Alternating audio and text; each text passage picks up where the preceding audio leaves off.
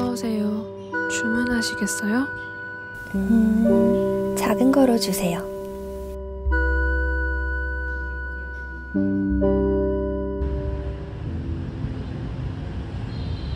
우리는 모두 바삐 흘러가는 일상 속에 살고 있잖아. 오늘만큼은 나에게 멈춰 있을 수 있는 시간을 가지면 안 될까? 이런 별거 없는 바람도 이루기 어려운 순간에 얽매여 있으니까.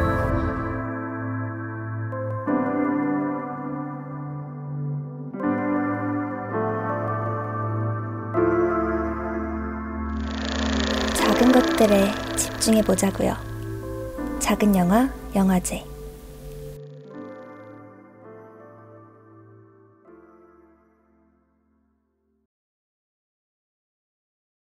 오늘 67회 작은 영화 영화제에 와주셔서 너무 감사드립니다. 특히 오늘 비가 많이 왔는데 이렇게 발걸음 해주셔가지고 호우주의보 초대전이라는 이름으로 이렇게 왔는데 하필 또 이렇게 오늘 비가 많이 와서 아마 좀 뜻깊은 날이 되셨으면 좋겠어요. 기억에 남을 만한 상영과 관람이 됐었으면 좋겠습니다.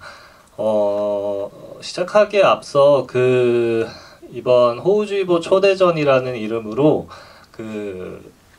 제 소개를 먼저 드릴게요. 저는 호우주의보를 운영하고 있고 지금 오늘 보셨던 네 작품들을 배급하고 있는 백선우라고 하고요.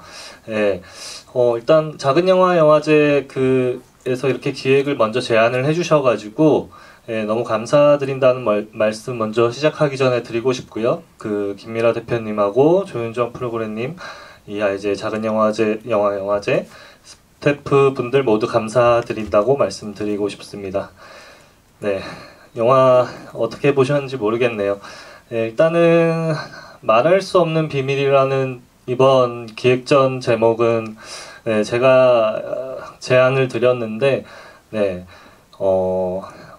어떻게 생각하실지 모르겠지만 일단 앞에 함께 살게라는 애니메이션 같은 경우에는요, 요번 사실 주제를 관통하는 새 작품 외에 특별히 추가적으로 저희 이름으로 나가는 거다 보니까 이런 작품을 조금 더 소개해 드리고 싶다는 생각이 제가 기존의 작은 영화 영화제는 아마 세 작품씩 거의 상영되었던 걸로 알고 있는데 요거 이제 아주 짧은 애니메이션이고 좀 귀여운 작품이라서 한번 보여드리고 싶어서 제가 조금 무리하게 욕을 했던 것 같아요. 그래서 요번 GV 관객과의 대화는 이 나머지 세 작품 감독님하고 얘기를 나눠보는 시간 가지도록 하겠습니다. 일단은 감독님들 소개랑 작품 어떻게 처음에 기획하시고 왜 이런 작품을 이제 시나리오 쓰고 연출하게 되셨는지 한번 간략하게 얘기를 들어보고 시작을 하는 게 좋을 것 같습니다. 일단 상영 순서대로 조혜슬 감독님이랑 김용천 감독님, 김나연 감독님 이렇게 세 분 순서대로 간단한 소개랑 연출 의도나 기획 의도 말씀 한번 부탁드리겠습니다. 안녕하세요. 소금가호수 연출한 조예슬입니다. 재밌게 보셨는지 모르겠어요. 소금가호수 같은 경우에는 이제 재작년에 여성영화제 지원 작품으로 지원받아서 이제 영화를 만들게 되었고요. 기획 의도 같은 경우에는 관습 안에서 이제 저항하는 사랑이라고 이제 생각을 하면서 만들었는데 이제 사랑 안에서 되게 관습적인 부분들이 많다고 생각했어요. 이렇게 대대로 내려오고 우리 또 그걸 답습하고 그런 부분들 안에서 좀 살면서 좀 저항감 같은 것들을 좀 때때로 느꼈던 것 같아요. 그래서 이런 영화를 만들게 되었습니다.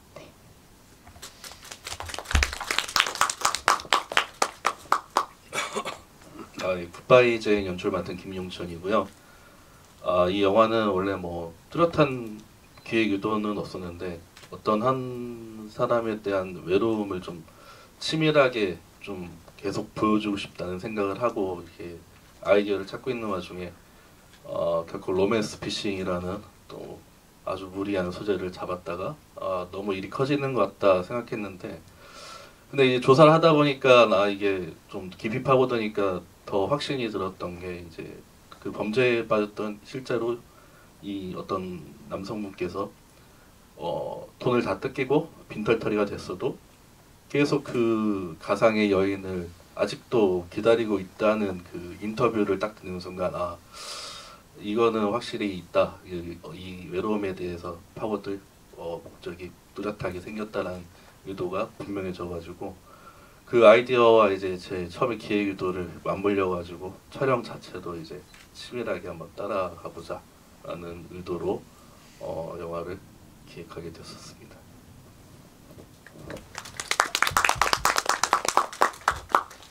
네, 안녕하세요. 저는 무브포워드라는 영화를 연출한 김나연이고요. 무브포워드는 이제 앞으로 나아가다라는 뜻을 가진 영어 단어잖아요. 그래서 저희가 삶을 살아가다 보면은 어느 순간 이제 가족들 품에서 벗어나서 지내야만 우리가 스스로 성장할 수 있는 시기를 각자 맞이하는 것 같아요. 그래서 그 시기에 마주친 여성에 대한 이야기를 한번 그려봤습니다. 네, 혹시 지금 저희가 주어진 시간이 1시간 정도밖에 없어서 최대한 이제 제가 드릴 수 있는 질문보다는, 저는 이 작품들을 오랫동안 봐왔고 감독님들과도 여러 얘기를 나눴다 보니까 관객분들하고 좀 더 얘기를 가지고 진행을 하는 편이 더 효율적일 것 같다는 생각에 질문이나 감상도 괜찮고요. 궁금한 점, 사소한 것들이 있으면 먼저 혹시 손 들고 질문을 해주실 수 있는 분이 앞에 남자분. 잠깐 설명이 아니라 잠깐 제가 감상 먼저 말씀드리면, 일본 같은 경우에 2000년 중반쯤에 아버지 없는 사회라는 담론이 있었던 걸로 추정이 돼요. 근데 바꿀 때부터 우리나라에 아버지가 없어서 아저씨한테 매달린 여고생과 그다음에 엄마는 페미니스트거나 자유부인 그런 가정을 다룬 영화들이 몇 편이 들어왔었거든요. 이제 띄엄띄엄 들어왔는데 되게 인상적이었어요. 이게 일본은 벌써 저 단계까지 왔나 싶었는데, 소금거우수 설정을 보니까 이거는 정말 우리도 때가 왔나 이 생각이 들더라고요. 근데 굿바이 제인 보니까 역시 저 작품도 아버지가 없죠. 사실 안 나오잖아요.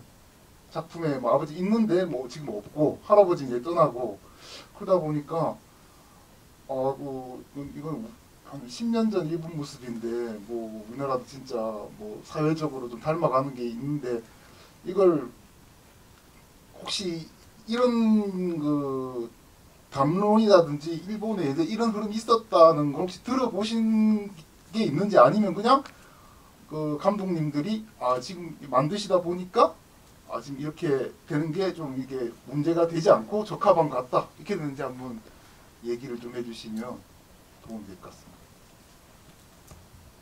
그러면은 질문이 이 세 분 감독님들한테 모두 여성 감독님들한테만 해당되는 거겠죠? 네. 그럼 조효선 감독님부터 먼저 얘기를 해주시죠.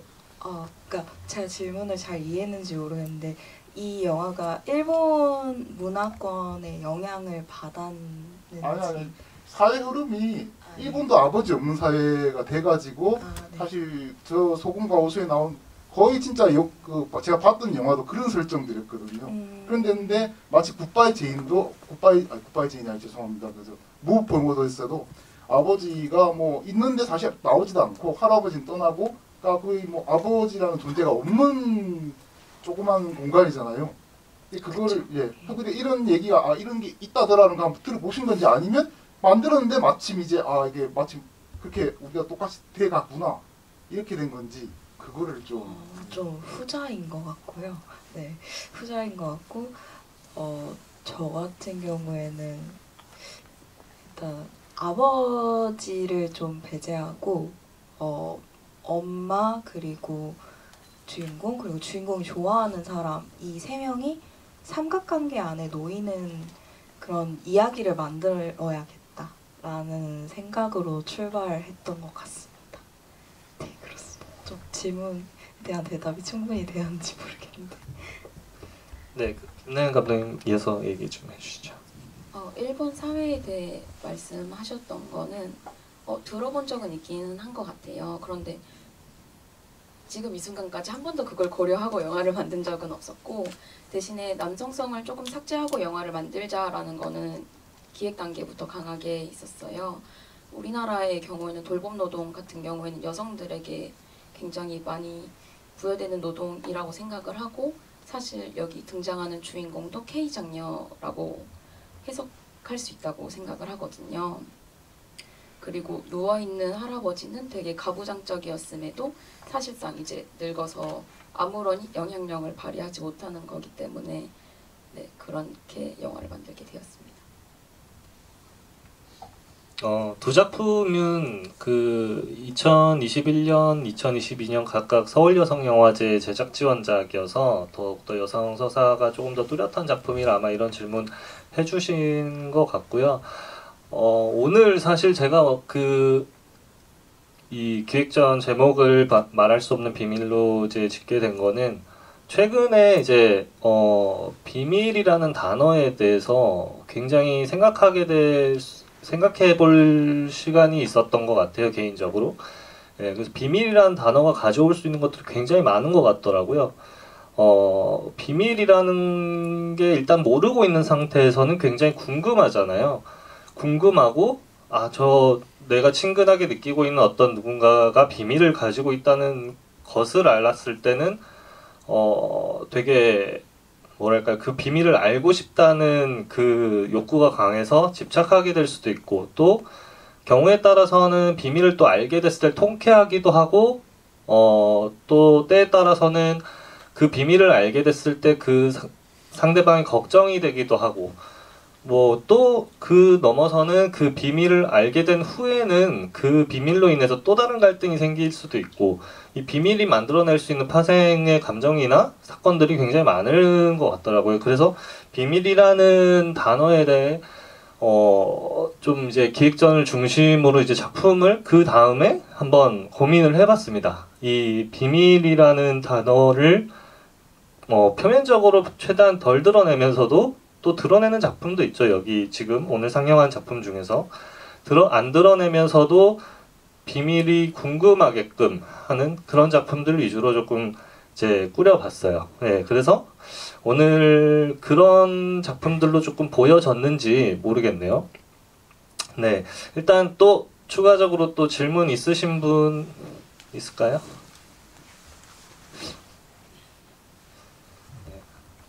없으시면 제가 최대한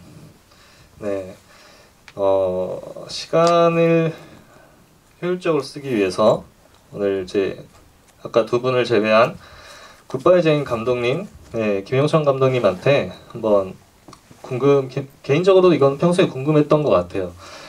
마지막 오토바이 장면에서 이제 음악과 함께 기탁이 은하와 함께 이제 오토바이를 타고 이제 어디론가 가는 그 장면의 의미와 그 장면에서의 들어간 삽입곡의 의미에 대해서 조금 한 번 더 풀어서 얘기를 해주실 수 있으면 좋을 것 같습니다.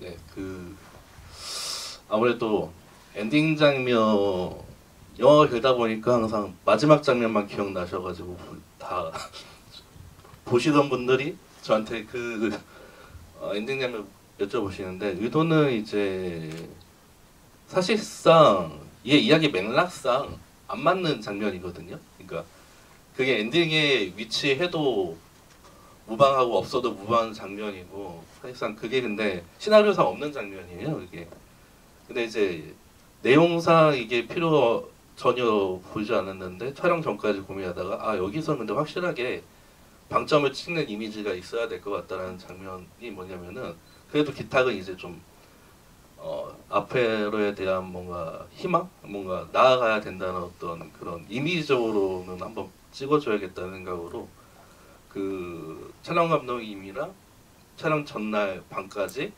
그 촬영 장소를 물색해가지고 사진 장소에서 이제 바로 이제 계획에 다시 확실하게 반영을 넣어서 넣는데 일단은 그 임의적으로는 이게 어떤 이 영화 전체로 보면은 이 두 사람에 대한 미래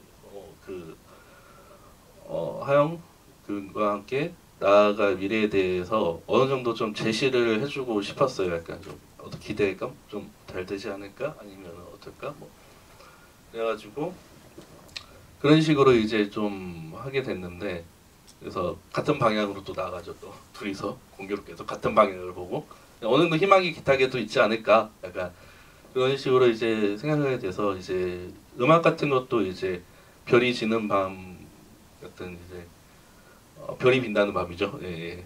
같은 것도 비싼 저작권료를 주면서까지 이게 하고 했는데 원래는 이제 팝송이었어요. 전에는 이게 근데 이제 아프로디테 차일드의 노래를 썼는데 저작권료를 너무 디테일하지만 쓰는데 700만 원 달라고 해가지고 아 이거는 아니다. 그래서 눈물을 머금고 이제 정말 이 영화에 어울리는 가사와 이제 음악이 무엇인지 이제 그래서 원래 팝송으로 하면은 좀 더 다른 느낌의 영화가 이제 마무리가 됐었을 겁니다. 이제 왜냐면 이제 약간의 이제 제인이라는 외국인 여성이나 약간 평택이라는 공간도 나오고 약간 그 미국 그런 데다 어떤 헌상 같은 그 금발의 그런 외국인 여성에 대한 헌상 같은 게 있어서 그런 거에서 좀 더 기타 쪽으로 갔을 텐데 오히려 이 오래된 고전 음악 우리나라 음악을 쓰면서 느꼈던 게 엔딩이 오히려 또 두 사람한테 다 해당되는 이야기가 더 돼가지고 공감을 불러일으키는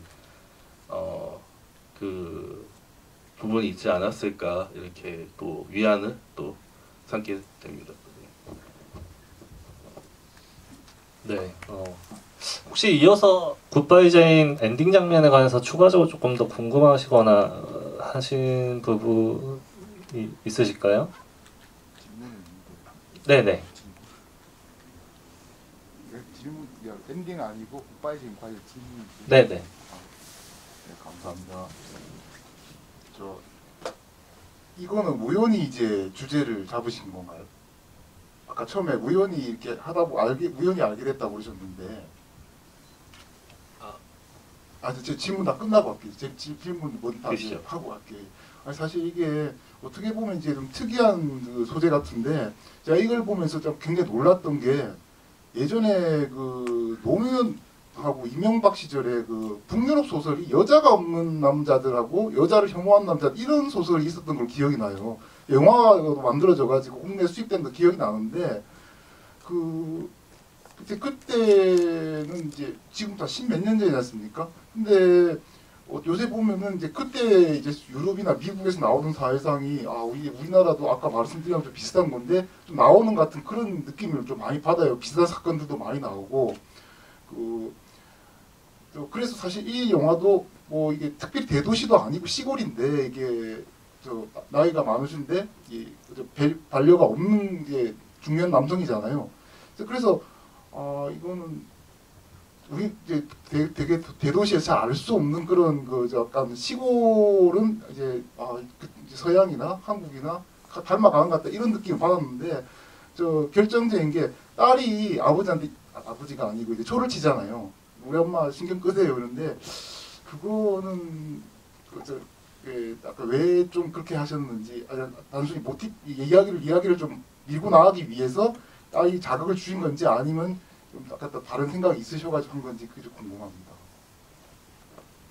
네, 정확한 질문들을 주셔가지고 감사드립니다. 저는 일단은 이 아이디어는 완전히 우연이라기보다는 거슬러 올라가가지고 이제 처음에는 이제 데이트 앱이었어요. 그러니까 지금 저희가 쓰신 분들도 있었겠지만 그렇게 데이팅 앱으로 해가지고 했는데 그 데이팅 앱은 진짜 만남까지 이어질 수도 있지 않을까라는 어떤 기대를 갖고 했는데 안 만났으면 좋겠어가지고 찾다 보니까 이제 로맨스 피싱, 보이스 피싱으로 이제 가닥을 잡게 되었고요. 그것도 조사를 하다 보다가 이제 결정을 하게 된 거라 처음에 생각 없었는데 이렇게 그걸 가지고 영화를 찍고요. 그 다음에 일단 마지막에 질문하신 거 그 하영 딸 네, 딸이 토를 치는데 이게 예. 이야기를 좀 끌어가기 위하신 건지 아니면은 이야기를 끌어가는 이유도 있고요. 그 지금 앞에서 보셨다시피 그 두 남자와 어른 남자와 이제 여자 사이에 관계 정립이 안 돼 있었잖아요. 그래서 딸이 얘기를 해주는 방식으로 빨리 정립을 해주고 궁금증을 풀고 다시 이야기로 돌아와야 되니까 유머 약간 살짝 섞고 관계 정립해주고 이제 다시 본 얘기로 돌아와서 빨리 이제 돌입을 하려고 해서 그 대사는 거기에다가 그렇게 초를 치면서 관계 설정 해주는 목적 두 가지로 이렇게 놓은 겁니다. 네. 여기 카메라 옆에 계신 여성.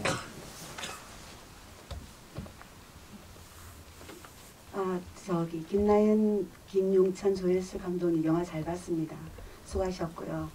그 굿바이 제인의 김용찬 감독님께 한번 제가 오늘 그 굿바이 제인을 보고 지금 우리나라가 IT 강국으로서 10월까지 이제 그 미치는 영향은 이제 폰이 있으니까 휴대폰으로 이제 얼마든지 그게 가능하다고 생각하거든요. 그리고 지금 보이스피싱이 너무너무 많이 대두되는 사회고 저도 이걸 보고 오늘 깜짝 놀랐어요. 몇 주 전에 제가 한번 당할 뻔했거든요. 외국인으로 해가지고 문자가 알 수 없는 문자가 와가지고 그래서 이거는 뭐 지금 현재 우리나라에서는 시골뿐만 아니고 도시 전체 전 세계적으로 이렇게 문제가 있다고 생각하고 이 문제를 이 보이스피싱 문제를 너무 잘 이렇게 적나라하게 딱 꼬집어서 지금 이런 영화가 좀 밴드를 요즘은 밴드도 많이 생기잖아요. 밴드를 향해서라도 밴드에 가입하고 모르는 사람끼리 만나서 서로 그런 보이스피싱 같은 그런 것들도 많이 이루어진다고 생각하고 있고 주변에 많더라고요. 당하는 사람도. 그래서 이런 영화로 인해 가지고 좀 이렇게 우리 시민들이 우리나라 사람들 모든 사람들이 좀 이런 걸 보고 조금 조심을 하고 이게 그런 그 기반이 되었으면 좋겠고 그리고 저기 소금과 호수 여기에 조혜수 감독님도 아주 그 여성 영화로서 너무 굉장히 지금까지 제가 봐온 제가 영화를 많이 보지는 않았지만 그래도 한 달에 보통 10편 정도를 보거든요. 예술의 이야기 회원으로서 영화의 전당에. 그래서 보면 독립영화를 좀 많이 보는 편인데 감독님께서 아주 적나라하게 너무 강하게 이렇게 메시지를 던져주신 것 같아요. 그래서 이 여성 영화지만 이 무드 포워드도 김나연 감독님도 저기 영화를 보면은 여자 가장 옛날 같은 우리 시대에 제가 60인데 우리 시대의 엄마들은 거의 다 뭐 이렇게 포기하고 가정이 우선적이었는데 지금은 이제 저 여자 그 가장이지만 또 엄마가 있지만 자기 목표를 꿈을 향해서 이제 할아버지 돌아가신 도 못 보니까 갔는데 그걸 이제 선택할 수 있다는 거. 지금 이 시대 영화답게 잘 만드신 것 같고요. 소금과 호수의 저 영화도 굉장히 적나라하면서 적극적이고 좀 저돌적이랄까? 예, 굉장히 감독님의 어떤 그 내향성이 이렇게 외향적인 이런 부분도 많이 팍팍 느껴졌어요. 앞으로도 좀 우리 여성 영화를 좀 더 현대화시키고 좀 개방 오픈시켜서 확실하게 좀 많이 만들어 주셨으면 감사하겠습니다. 잘 봤습니다. 네. 네, 감사합니다. 그 저돌적이라고 인상을 받으신 게 아무래도 이제 그 소금이의 집의 어떤 시각적인 부분이나 아니면은 그 소금과 그리고 호수의 어떤 그 뭐랄까요, 어떤 성적인 소재에서의 부분 때문에 아마 조금 그렇게 느끼셨을 것 같은데, 특히 제가 처음에 이 영화를 봤을 때는 시각적인 어떤 그 소금의 집, 엄마와 같이 사는 소금의 집 공간의 어떤 시각적인 연출에 대해서 조금 인상적으로 봤던 것 같아요. 그래서 감독님한테 여쭤보고 싶은 게 이 소금의 집을 이제 프로덕션 디자인을 이제 구성을 할 때 참고하신 영화나 어떤 방향이 있으신지 조금 궁금했었거든요. 한번 간단하게 말씀을 해주실 수 있으면 좋겠습니다. 일단 좀 종교적인 것들이 중요했기 때문에 미술 감독님이랑 그런 것들을 좀 고증하려고 되게 노력을 많이 했어요. 그래서 부적이나 뭐 그 집 안에 있는 소품들 같은 것도 다 고증을 해서 배치시켰었고, 그리고 일단 소금의 집 같은 경우는 엄마의 공간이거든요. 소금이 이제 고등학생이고 이제 그럼에도 불구하고 소금의 어떤 공간이 집에선 전혀 보이지가 않거든요.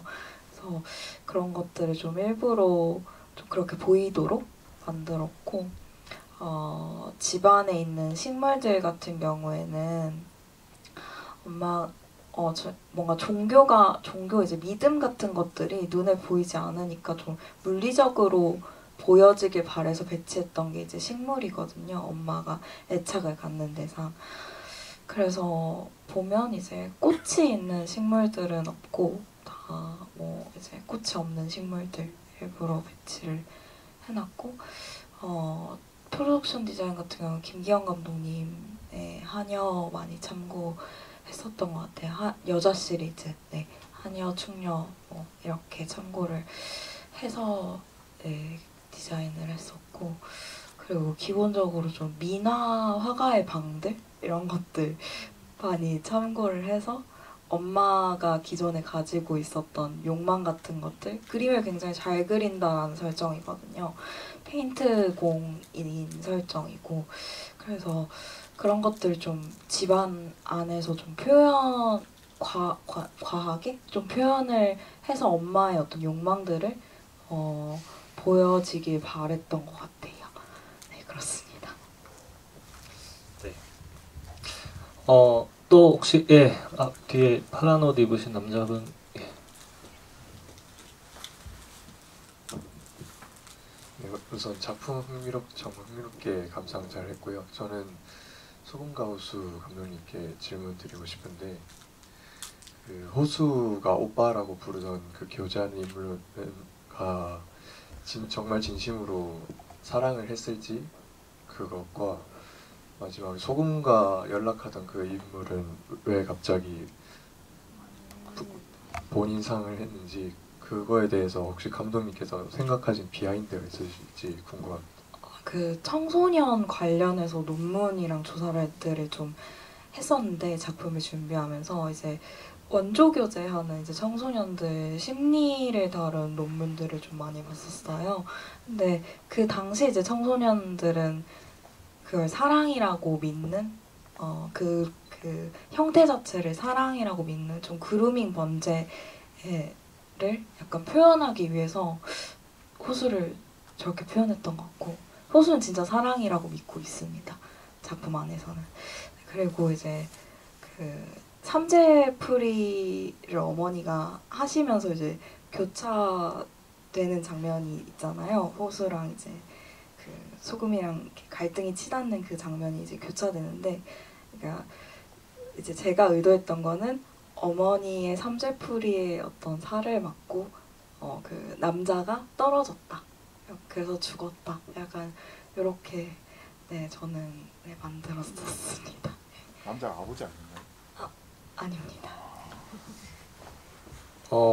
아까 말씀드렸다시피 소금과 호수와 그 무브 포워드는 둘 다 서울여성영화제 이제 제작 지원자이긴 한데, 두 작품 분위기 굉장히 많이 다르고 어떤 연출적인 부분도 많이 다르고, 그래서 더욱더 대조적인 것 같아요.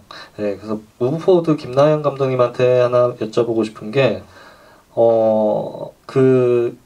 보통 이제 여성 영화들이 남성이 나오죠. 남성이 이제 대립하는 남성이 나오거나 어떤 갈등을 겪게 되는 남성의 존재가 있거나, 혹은 이제 그 여성 자체가 어떤 그 서사에 있어서 그 내적인 갈등을 겪거나 이제 그렇게 진행이 되는 경우들이 많은데, 처음에 제가 이 영화를 보고 굉장히 놀랐던 건 다양한 여성들을 등장시키면서도 여성 간의 갈등이 없고 굉장히 착하게 보여준다는 점에서 굉장히 놀랐는데, 그것도 그 한 가족 그 구성원 안에서. 예, 그래서 이렇게 구성을 하시게 된 어떤 이유 같은 게 있을까요?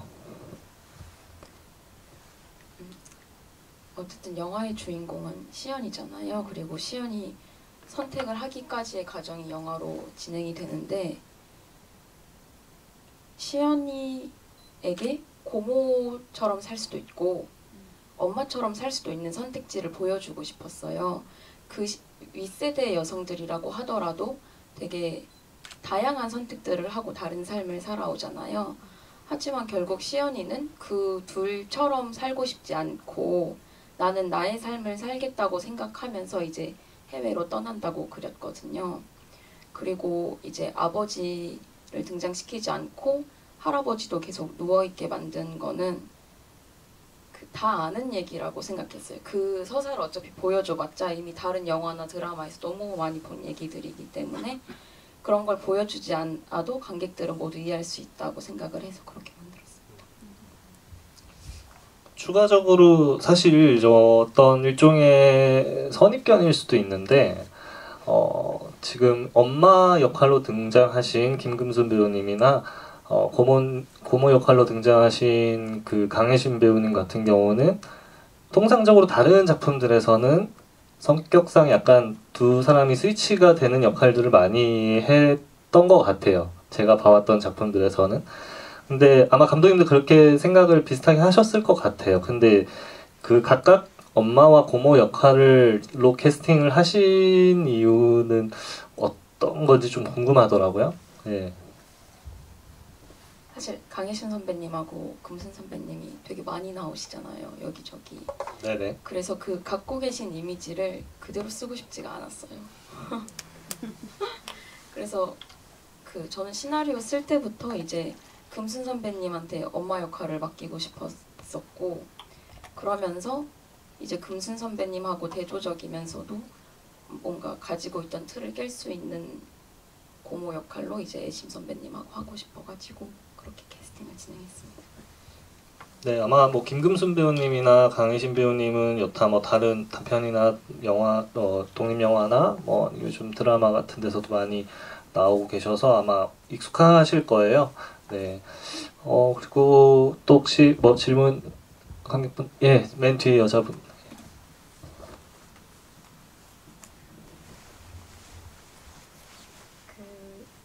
소금과 호수 관련해서 질문을 드릴 건데 그 마지막 거울 씬이 도대체 그 소금님한테 어떤 의미로 다가왔는지 바로 보자마자 이해가 안 돼서 궁금해서. 소금이가 이제 극 중에 계속 클라이막스 이제 그 마지막 장면 전까지 바라보고 있던 건 호수랑 엄마라고 생각을 했어요. 그러니까 계속 이제 자기 안에서 뭔가 찾기보다는 바깥으로 계속 이제 뭔가 취하려고 하는 그런 형태인데 최초로 이제 마지막 장면에 와서야 자기만의 시간을 갖는다고 생각을 했어요. 자기를 돌아보고 물론 공중 화장실이지만 자기만의 방 안에 있는 순간이라고 생각을 했습니다. 그래서 그런 순간이 있어야 또 다음으로 저 같은 경우에는 제 마음을 좀 약간 소화시킬 수 있는 시간들이 있어야 나를 좀 돌아볼 수 있는 시간들이 있어야 다음으로 나아갈 수 있기 때문에 소금이한테도 그런 순간이 필요하다고 생각을 했고 좀 그걸 극화해서 표현을 했던 것 같습니다. 감사합니다. 네, 뭐 소금과 호수의 관계도 저는 되게 궁금한데 일단 오히려 더 궁금한 거는 굿바이 제인의 그 기탁과 은하가 영화에서는 자세하게 설명은 안 된 것 같아요. 기탁의 입으로 그냥 뭐 그 은하의 딸에게 그냥 친구야 이렇게 하는 말을 하지만 예, 정확하게는 어떤 관계인지도 사실 좀 궁금하고 기탁은 이제 은하가 옆에 있는데 어떤 채워지지 않은 것들 때문에 제인에게 어떤 바로 이렇게 뭔가 그런 것들을 조금 허락하게 됐는지 그게 좀 궁금하더라고요. 감독님, 예. 네, 뭐 사실 제가 배경 설정으로 해놓은 것들이 많이 써놓은 게 있었어요. 영화에 적용이 안 된 게. 그러니까 갑자기 은하랑 하영이랑 맨날 헷갈렸는데 하여튼 은하 같은 경우에는 이제 미혼모로서 이제 서울에서 살다가 다시 낙향해가지고 사실 여기 고향인 겁니다. 근데 고향이고 기탁은 이제 고향에서 쭉 계속 살고 있으면서 이런저런 일을 전전하면서 뭐 하다가 다시 돌아온 그 은하가 식당을 개업했을 때 이제 기탁이 조금 혼자 있는 은하를 도와주고 싶기도 하고 마음도 고백하지 못했던 그 예전부터 어렸을 때부터 했던 마음을 언젠가는 하지 않을까라는 생각이 주변에 맴도는 사람이에요. 그러니까 뭐 제대로 된 연애조차 하지 못한 지금까지 마음을 제대로 전달해보지 못한 조금은 찌질한 남자인데 좀 사실은 주인공으로서 봐야 할 매력이 딱히 그렇게 높지는 않은 인물이지만 약간 사실 그 연민을 자아낼 수 있는 그런 모습들이 그래서 사실 영화의 중간에서 시점이 가끔씩 은하의 시점으로 바뀔 때가 있거든요. 그럴 때는 조금은 기탁이라는 사람을 좀 멀리 떨어져서 한번 봤을 때 이 사람은 나한테 어떤 존재인가라는 거를 한번 은하가 한번 생각할 때쯤이면 이렇게 돌아보게끔 이렇게 하기 있고 그 두 번째 질문이 네, 그 어떤 뭐 물론 이제 기탁이 은하가 옆에 곁에 있고 계속 오랜 기간 의지했지만 그 노래방 씬도 있고 어떤 상대적으로 본인의 어떤 허함을 채워줄 수 있는 게 필요했던 거잖아요, 사실. 근데 그래서 제인에게 그렇게 막 제인이 특별한 노력을 하지 않았는데도 바로 어떤 모든 게 이제 다 풀려버렸잖아요. 네, 그 감정, 즉 그 기탁의 감정이 조금 궁금하더라고요. 가진 감정이 어떤 걸까 당시에. 이게 사실은 이게 모든 거를 설명을 하기에는 제가 좀 부족한 면이 있어가지고 약간 예를 좀 들자면은 제가 나중에 또 어떤 느낌의 영화 허에서 봤던 어떤 그 관계와도 성립이 이제 다 캐릭터가 맞춰져 있는 걸 나중에 저도 발견했거든요. 어려워서 내가 하려고 했던 얘기가 저런 얘기구나. 이게 현실에 있는 어떤 가상에 있는 인물보다 이제 현실에 있는 어떤 존재했던 인물 다시 돌아보는 계기가 되는 어떤 이 사건을 겪고 나서 그래서 원래 있었던 사람들에 대해서 다시금 소중함이 떠오르는 그런 관계들이 그래서 한국판 소도시의 허를 만드는 게 내 목적이었나? 약간 이런 생각이 드는데 그런 관계성을 생각하시면은 딱 느낌이 와닿으실 수 있을 거예요. 그래서 제가 다 관계를 못 푼 거는 혹시 시간 되시면 허를 보시면은 이런 감정들이 다 여기도 엮여져 있구나 하면 이해가 빠르실 것 같습니다. 네, 혹시 또 궁금하시거나 이야기하시고 싶은 게 있으신 분 있으면 네, 말씀해 주세요. 네 영화 모두 아주 흥미롭고 재밌게 잘 봤습니다. 저는 그 소금과 호수 조회슬 감독님께 질문이 있는데요. 저는 제일 먼저 이 소금과 호수 이 캐릭터들의 이름 장명이 어떤 이유가 있을 거라고 생각을 했고, 그러니까 이 이름들이 은유하는 게 어떤 것인지 사실 잘 모르겠거든요. 그래서 거기에 대한 설명을 좀 해주셨으면 합니다. 원래 제목이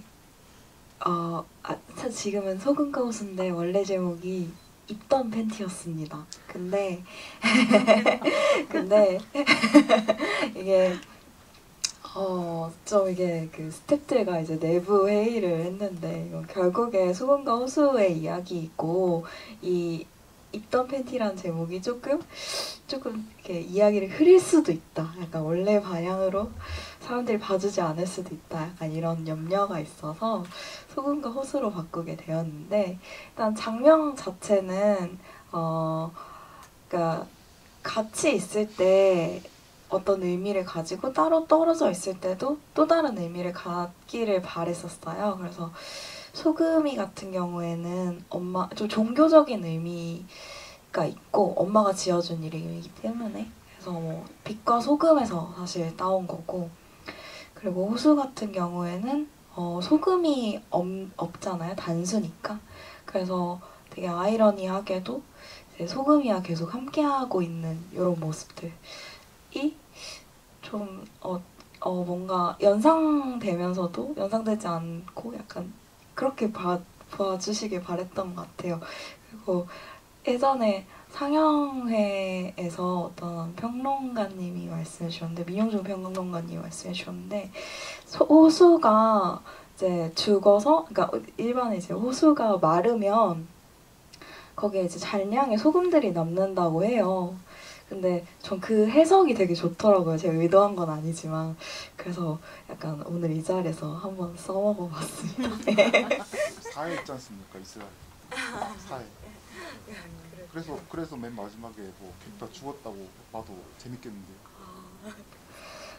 네, 혹시 또 추가로 궁금하시거나 하신 부분, 벌써 시간이 절반 이상이 지나고 있어서. 네. 저기 한 가지 아까 궁금한 게 있었는데 네, 질문을 네, 네. 못해서 저기 무드포워드 김나연 감독님한테 한번 여쭤보고 싶은데, 그 주인공 시연이가 유학 준비를 하기 전에 그 할아버지, 그 친할아버지잖아요. 외할아버지도 아니고 친할아버지 임종을 지켜보고 가려고 했는데 비행기 티켓도 미리 끊어놓고 자기 나름대로 준비를 했어요. 근데 보통 우리 이제 그 제 나이 또래 엄마 같은데 엄마의 심정이라면 할아버지 임종도 중요하지만 빨리 딸을 미리 먼저 보내서 거기에 적응할 수 있게끔, 딸의 미래도 중요하니까 딸을 빨리 먼저 가라고 얘기할 것 같거든요. 근데 그 엄마는 자꾸 딸을 못 가게 좀 더 이따 가라, 조금 더 이따 가라. 뭐 마지막에는 이제 가는데 찬성을 했지만 계속 딸의 마음을 무겁게 만들었거든요. 책임감을 딸한테 전가시키면서. 전가시켰다는 게 좀 그렇고. 그러니까 이제 우리 시대의 또 엄마였던 상들이 자기도 며느리니까, 아빠도 이제 뭐 없지만 안 보이지만 그 며느리로서의 어떤 그 집안의 어떤 그 중책감, 그런 책임감을 딸한테도 전가시켜서 자기의 며느리로서 어떤 그 도리, 그걸 지키려고 했던 것인지, 그런 마음이 있었던 것인지, 그것 때문에 그렇게 자꾸 딸을 이렇게 못 가게 천천히 가라고 말을 한 건지, 아니면은 뭐 어떤 마음으로서 그런 건지, 그거 조금 알고 싶어요. 말씀하신 이유가 전혀 없다고는 생각을 하진 않았고요. 시연이도 뭔가 손녀로서 도리를 지켜야 된다, 뭐 그런 것도 있었지만 배우님하고 이제 촬영 전에 이야기를 같이 나눴던 거는 사실은 엄마가 딸을 떠나보낼 준비가 안 되어 있어서 라고 저는 생각을 했어요. 그래서 딸이 가야 되는 것도 알고 가는 게 딸의 미래에 더 좋은 걸 이미 엄마도 알고 있지만 하나 있는 딸을 이제 보내고 싶지 않은 그런 엄마의 마음으로서 그렇게 행동을 했다고 생각했습니다. 감사합니다. 네. 또 혹시 질문 더 있으실 분 있을까요? 네, 뒤에 계신. 네.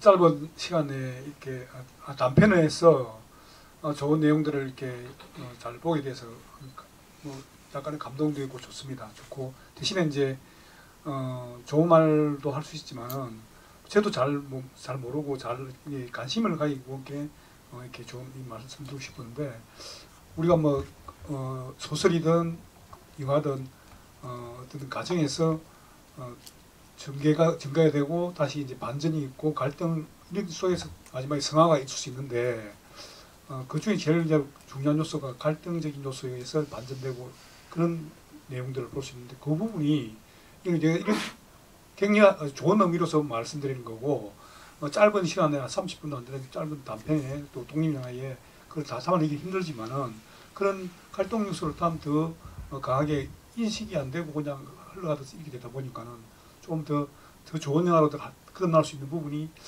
아직 좀 이렇게 심한 뭐 이런 부분이 없고 이미되질 수 있는 그런 부분이 있지 않느냐.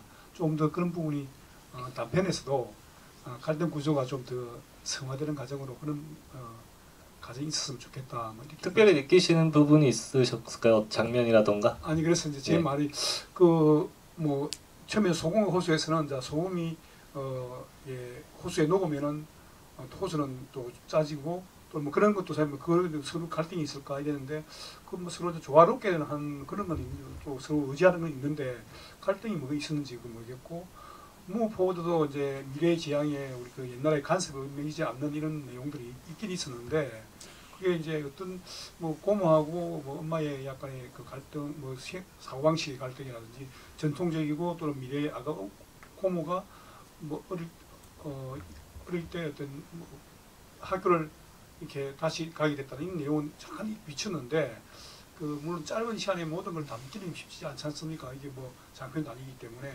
갈등 구조가 조금은 뭔가 이렇게 반전하고 승화될 수 있는 기회를 좀 놓치지 않느냐. 이건 제가 이게 비난하는 식이 아니고 앞으로도 계속 참 이렇게 참신한 이렇게 동임영화 감독님들이 성장. 제가 이거 또 잘 아는 것도 아닙니다. 이거 좀 그래서 가끔씩 관심 있게 보는 입장에서 이렇게 말씀을 드렸습니다.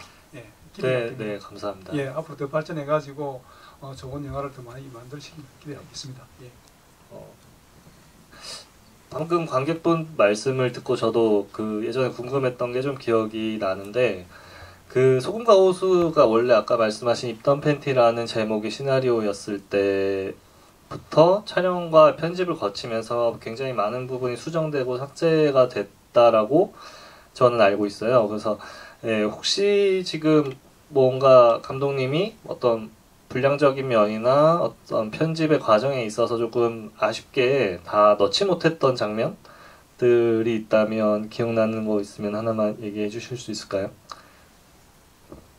마지막 장면에 이제 그 호수랑 이제 소금이랑 그 놀던 옥상에서 이제 소금이가 그 호수와 관련된 이제 물건들을 이제 좀 태우는, 그러니까 자신만의 이제 삼재풀이를 이제 호수를 대신해서 해주는 장면이 있는데 그런 것들이 약간 엄마의 모습도 좀 닮아 있고 어떤 마지막 사랑도 느껴지는 장면이라 그 장면을 좀 좋아했었는데 아무래도 좀 마지막 장면을 좀 더 여운 있게 가져가고 싶어서 지금 있는 이 마지막 장면 거울씬으로 끝냈던 것 같습니다. 네, 감사합니다. 혹시 다른 두 감독님들도 혹시 시나리오 상에서나 편집 과정에서 혹시 아쉽게 다 넣지 못한 점이 있으면 김영철 감독님부터 말씀해 주시겠어요? 저는 편집 촬영 분량이 보신 것보다 훨씬 많은 영화거든요. 근데 편집하면서 바스트샷은 있는 건 다 빼버렸습니다. 그 촬영하면서 되게 표정이나 이런 것들이 다 좋았는데 근데 그게 전체적인 밸런스로 봤을 때 오히려 이 스타일이라고 하긴 그렇지만 갑자기 이 분위기 자체가 너무 몰입하게 되니까 확 분위기가 깨지더라고요 갑자기. 그래서 과감하게 바스트샷은 있는 거 다 했고 다 지금 수평적으로 다 움직이고 있는데 촬영본에서 되게 어렵게 찍은 그 오토바이에서 이제 Z축으로 이렇게 다가오는 이런 같이 달리는 장면이 있었어요. 마치 화면 밖으로 같이 나오듯이. 근데 그렇게 되게 인상적이다라고 하는 장면은 그냥 다 빼버렸는데 저는 솔직히 보셨던 분들은 어떻게 느끼실지 모르겠지만 그 빼므로써 제가 뭔가 밸런스가 맞춰지면서 되게 무난하지만 어떤 인물한테 더 집중할 수 있는 영화가 더 되지 않았을까라는 저 혼자만의 또 해석을 하고 있습니다. 네, 김나연 감독님도? 저는 그 촬영을 할 때 배우님들이 웃는 씬들이 되게 많았어요. 지금은 그런 부분들을 전부 다 삭제를 했는데 사실 저는 웃는 모습들이 있는 게 마음에 들었거든요. 왜냐면 엄마하고 딸 관계가 항상 진지하고 날이 서 있는 것만은 아니니까. 근데 그렇게 되다 보니까 영화가 너무 길어졌고 그렇게 하기보다는 시연이 무브포워드 하는 거에 조금 더 집중을 해서 영화를 보여주자라고 생각해서 뺐는데 아직 그 편집본을 갖고 있긴 해요. 아쉬우신가요? 다시 지금 오늘 보니까 조금 아쉬우신가요? 막 아쉽고 그러진 않는데 되게 귀여우시거든요. 웃을 때 다들. 그래서 개인 소장하고 있습니다. 네. 시간이 많이 남진 않아서 지금 한 2분 정도 질문을 더 받을 수는 있을 것 같아요. 혹시 궁금하신 거 오늘 감독님들이 다 세 분 다 서울에서 오셨거든요. 예, 그래서 이 시간이 귀한 만큼 예, 적극적으로 조금 뭐 생각을 말씀해 주셔도 되고요. 예, 옆에 여자분. 예. 일단 영화 너무 재밌게 잘 봤고 그 세 개 다 영화를 보고 느낀 게 이제 말할 수 없는 비밀이라는 게 누구나 이제 저런 고민거리나 뭔가 비밀 같은 거를 가지고 있는데 그걸 가지고 있어도 나는 또 나의 태도나 뭐 어떤 자세를 가지고 그런 마음감을 가지고 잘 살아갈 거다 이런 메시지라고 느꼈거든요. 그래서 혹시 감독님들만 뭔가 그런 마음가짐이나 삶을 살아가는 그런 태도 같은 게 있는지 궁금해서 뭐 여쭤보고 싶습니다. 네, 그럼 이건 김나연 감독님부터 먼저 말씀해 주실까요? 네, 그 무브 포워즈의 기획 의도는 그 유명한 그 영어 구절이었어요. 그 pain is inevitable, suffering is optional이라고 고통은 피할 수 없지만 그 안에서 우리가 계속 힘들어하는 거는 옵션으로 우리가 선택할 수 있는 일이다. 그래서 우리가 고통을 받고 삶에서 힘든 일이 닥치는 거는 살면서 어쩔 수 없는 일이지만 그런 일이 닥쳤을 때 우리가 벗어날 용기가 있다면 스스로 성장할 수 있지 않을까 하는 생각을 하고 있습니다. 김윤천 감독님도 한 말씀해 주시죠. 저는 시나리오 공부도 하고 영화 공부하면서 제일 좋았던 게 캐릭터들이 영화 속에서 원하던 거를 얻으려고 노력하지만 결국에는 원하는 것을 못 얻어도 필요했던 것을 찾게 된다라는 그런 말을 되게 와닿았어요. 그러니까 항상 저도 영화를 하든 뭘 하면서 살면서 정말 원하던 거를 갈구하면서 계속 해왔지만 결국에는 딱 들어맞는 퍼즐처럼 원하던 걸 얻지 못했는데 근데 이제 그 원하던 것보다 제가 생각지도 못했던 것들에 의해서 감동을 받거나 살면서 힘을 얻을 때가 있긴 하거든요. 근데 그 과정이 이제 수단이 이제 영화를 작업하는 것이 되었다는 것이 되었고 그래서 항상 그거를 생각하고 있어요. 그렇게 항상 원하던 것들을 그래도 추구를 하는 게 일단은 맞다. 근데 이제 원하는 걸 얻지 못하더라도 내가 필요한 것을 찾게 된다면은 너무 좋은 일이다. 이렇게 하면서 계속 사는 것 같습니다. 네, 조윤선 감독님 말씀 부탁드릴게요. 저는 그러니까 저는 저 때도 저걸 소금과 호수를 찍었을 때도 그렇고 지금도 그렇고 사랑이 옳다라고 생각을 하는데요. 저 시기 때는 되게 특히 시나리오 쓸 때 되게 뭔가 갈증이 이를 정도로 사랑이 되게 고팠던 것 같아요. 그래서 그런 뭔가 이렇게 적극적이고 약간 분출하는 그런 것들이 그런 데서 나오지 않았나 제 뭔가 갈증에서 나오지 않았나 싶은데 지금도 그렇고 저 때도 사랑을 주는 게 사실 지금 요즘 사회에서 되게 뭔가 창피하고 그러니까 자본을 잃는다고 생각을 많이 하잖아요. 근데 저는 그걸 좀 다르게 생각하고 싶었어요, 늘. 그래서 자본은 잃지만 시간과 뭐 나의 물질적인 부분들은 잃지만 진짜 내 감정을 얻을 수 있는구나 이런 것들을 좀 살면서 좀 느꼈던 것 같고 그래서 시의 이제 화자는 늘 사랑하는 사람이고 약간 그런 것들을 늘 생각하면서 사랑하는 마음을 잃지 말자 사랑이 이긴다 라고 생각하면서 살고 있습니다. 네.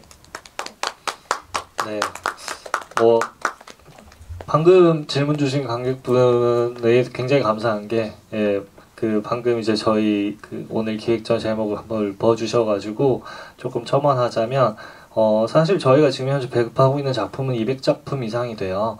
네, 오늘 세 작품을 특별히 오늘 이 작은 영화 영화제에서 소개를 해드리고 싶었던 이유는 이 말할 수 없는 비밀이란 제목에 가장 어울릴 것 같고 또 한번 관객들한테 보여주면서 얘기를 해볼 수 있는 부분이 심도 있게 있을 것 같은 작품이어서 특히 이제 제가 작은 영화 영화제 측에 조금 강력하게 말씀드렸던 거는 지금 오늘의 상영 순서를 꼭 지켜달라고 얘기를 드렸거든요. 일단은 조금 뭐 다른 형태들의 비밀입니다. 그 소금과 호수는 이제 서로의 비밀을 하나씩 알고도 있으면서도 또 모르는 것 때문에 갈등이 생겼죠. 또 굿바이 제인의 그 기타 같은 경우에도 저 비밀을 누구한테도 얘기를 할 수 없을 거예요, 아마. 그 제인으로 인해서 받은 수치심이나 모멸감, 배신감 이런 것들을 아무리 그 가까이 있는 은하에게 오히려 더 얘기를 못 하겠죠. 뭐 돈을 빌렸던 친구나 술을 같이 먹었던 친구 누구한테도 아마 얘기를 못 할 거예요, 창피해서. 그런 비밀들. 그리고 마지막 무브 포워드는 제가 의미를 굳이 담아서 이제 말씀을 드리고 싶었던 이유는 무브 포워드에도 이제 비밀이라는 게 나오죠. 사실 그 할아버지한테만 자신의 마음을 고백을 하고 시연이가 엄마랑은 그런 감정적인 얘기를 깊게 나누지 못한 채 영화상에서는 떠난다고 저는 보거든요. 일단 엄마가 딸을 이해하고 딸이 엄마를 이해하는 것은 표면적으로 뭐 이렇게 드러날 수 있지만 깊은 자신의 속내는 끝까지 감춘 채 그 유학을 떠난다고 저는 느꼈거든요. 그래서 그런 비밀들을 털어내고 혹은 내 스스로 정화하고 앞으로 더욱더 무브 포워드 하면서 성숙해 나가자는 의미로 이 세 작품을 가지고 얘기를 해보고 싶었고요.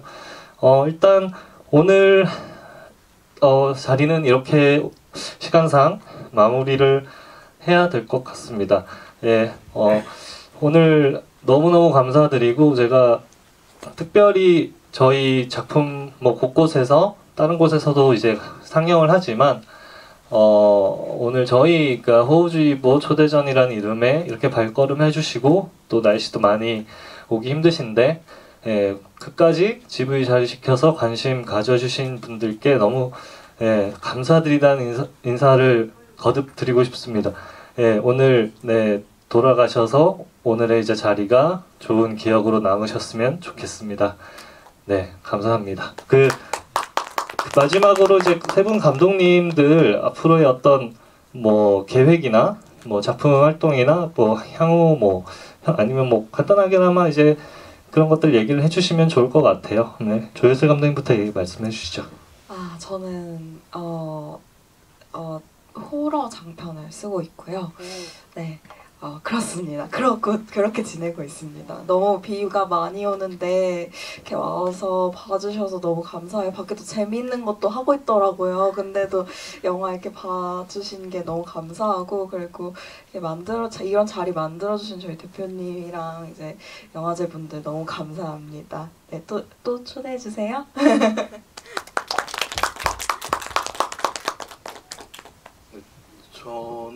저도 지금 시나리오를 쓰면서 영화를 만들려고 노력을 하고 있습니다.